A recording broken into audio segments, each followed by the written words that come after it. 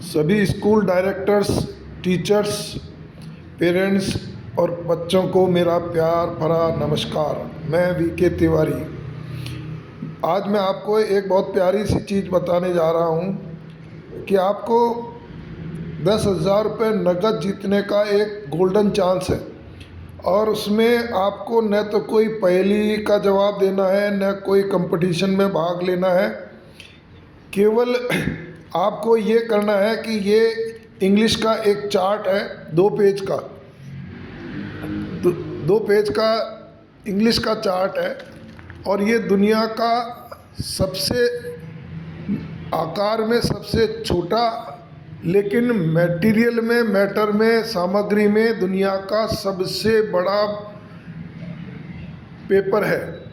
और इससे अच्छा अगर आप कोई भी मटेरियल ढूंढ करके बताते हैं तो उसको 10,000 रुपये का नगद इनाम दिया जाएगा।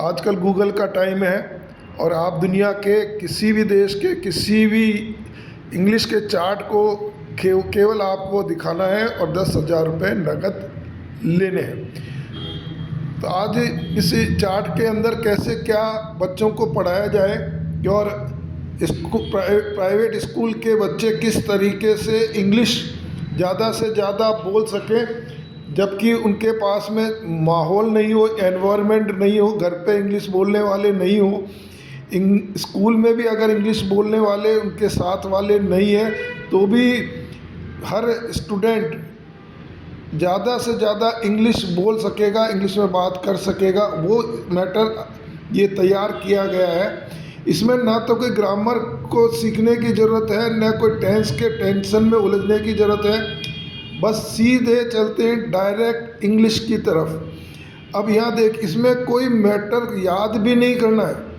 केवल सिस्टम को समझना है। और बच्चे और टीचर और पेरेंट्स भी चाहे तो इंग्लिश में बोल सकेंगे।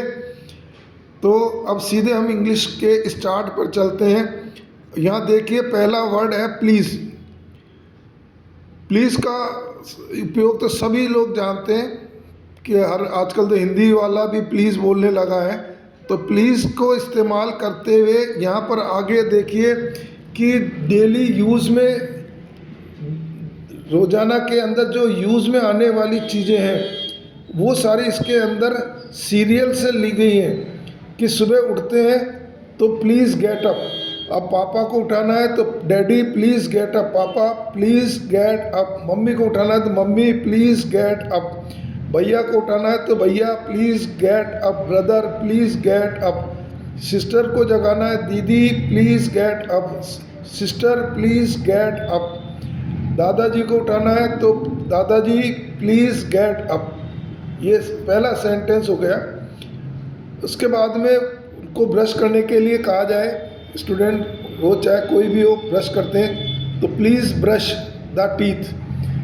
Daddy please brush the teeth, भैया please brush the teeth.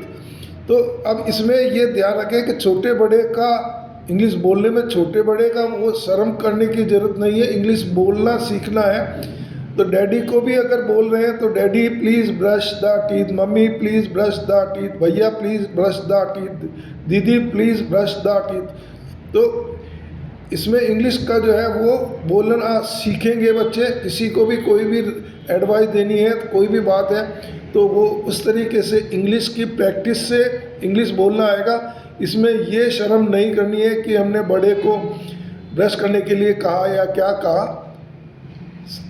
Next है daddy please clean the hands, mummy please clean the eyes. अब एक क्लीन से बहुत सारे सेंटेंस बनेंगे, देखना आप, बहुत मज़ा आएगा। छोटा भाई हो तो brother please clean the eyes, brother please clean the years, भैया प्लीज़ क्लीन द फेस, भैया please clean the tongue, please clean the neck, please clean the hands, please clean the legs. इस तरीके से बहुत सारे सेंटेंस अकेले clean से बनाए जा सकते हैं। अब जिसको भी बोलना है, डैडी हो, मदर हो, सिस्टर हो, कोई भी हो, तो ये सेंटेंस जो है वो बोले जा सकते हैं। नेक्स्ट है क्लीन के बाद में, ये क्रम से चल रहे हैं। सुबह सो के उठे, उसके बाद ब्रश किया, फिर क्लीन किया, उसके बाद में अब ये धोया धाई होगी, वॉश। तो daddy please wash the hands, mummy please wash the legs, भैया प्लीज़ वॉश द फेस, दीदी प्लीज़ वॉश योर आइज़, दादा grandfather please wash your face, please wash your mouth. जो भी चीज़ धोनी है उसके धोने के लिए ये वर्ड जो है वो इस्तेमाल करने। अब खाली शरीर के लिए नहीं, उनके कपड़े भी अगर धोने हैं, भैया प्लीज़ वॉश योर शर्ट, दीदी please wash your skirt, mummy please wash your sari, daddy please wash your pant. तो ये इस तरीके से अब क्लीन और वॉश में और भी बहुत सारी चीज़ें आएंगी। तो बहुत सारी चीज़ों को जिनको भी धोना है, रूम को धोना है, किचन को धोना है, यूटेंसिल को धोना है, कपड़ों को धोना है, वो सारी चीज़ें प्लीज़ लगा करके और आगे ये वर्ब की फर्स्ट फॉर्म को यूज़ करते हुए और ये सेंटेंस बनाए जा सकते हैं। सैकड़ों की तादाद में ये सेंटेंस बनेंगे। और no need of any grammar, no need of any tense, no need of any rule, और इस तरीके से ये आप चलते चलिए। नेक्स्ट आ गया बात नहाने का। वॉश के बाद में हम नहाने धोने का काम करते हैं। तो daddy please bath, mummy please bath, sister please bath. तो ये धोने का नहाने का हो गया।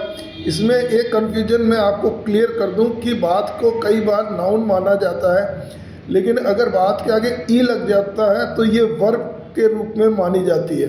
तो यहाँ आप कंफ्यूज नहीं हुए कि ये बात नाउन है, ये वर्ब है।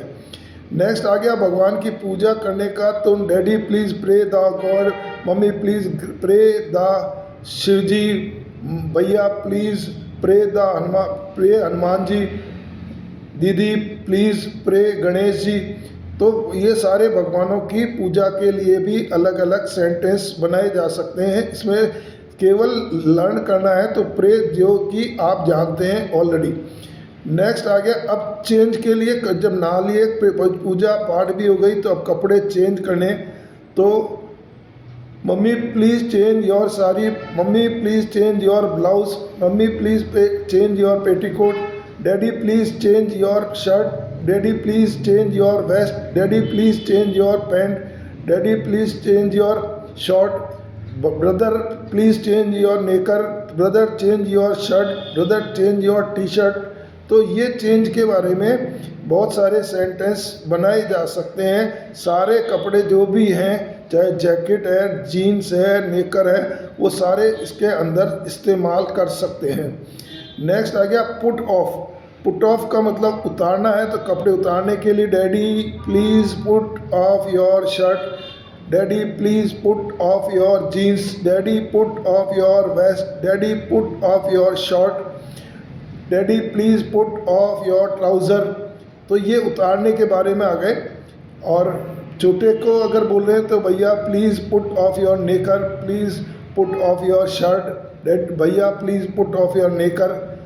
तो ये पुट ऑफ का उतारने का हो गया। अभी देखिए सीरियल में जो भी हम डेली रूटीन के जो वर्ड्स हैं, वर्ब है, काम है, एक्शन है, एक्टिविटी है, वो चलती जा रही है। उसमें याद करने का कोई परेशान होने की ज़रूरत नहीं है। चेंज यहाँ पुट ऑफ के बाद में पुट ऑन। पुट ऑन का मतलब यहाँ पहनने से होगा। तो daddy please put on your shirt, daddy please put on your trouser, daddy please put on your vest, daddy put on your jeans, daddy put on your jacket, daddy put on your coat. जो भी कपड़े पहनाने हैं वो सारे कपड़े पहनने के लिए आ गए। उसके बाद में ड्रेस अप। तो ड्रेस अप में तो सारी चीज़ें आ जाएगी। Daddy please dress up for your office, भैया please dress up for your school, mummy please dress up for your office. तो इस तरीके से ये ड्रेसअप।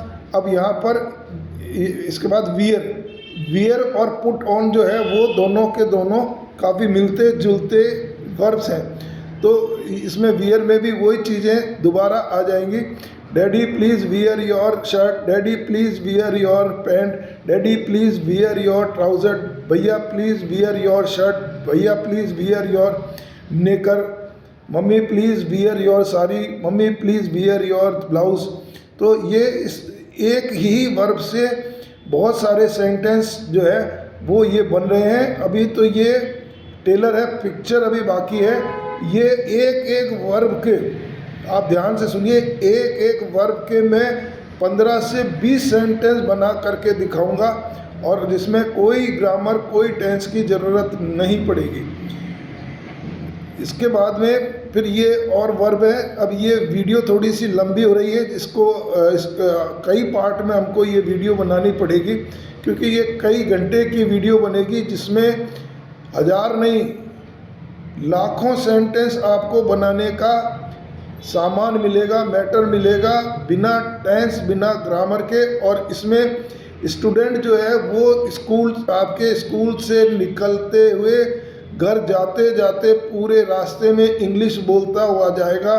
घर पे जाने के बाद में अपने पेरेंट्स को इंग्लिश में बहुत सारे सेंटेंस सुनाएगा और इंग्लिश में बात करने की कोशिश करेगा। अगर उनके पेरेंट्स उसका जवाब इंग्लिश में देते हैं तो वो उनको जवाब भी इंग्लिश में देने लगेगा।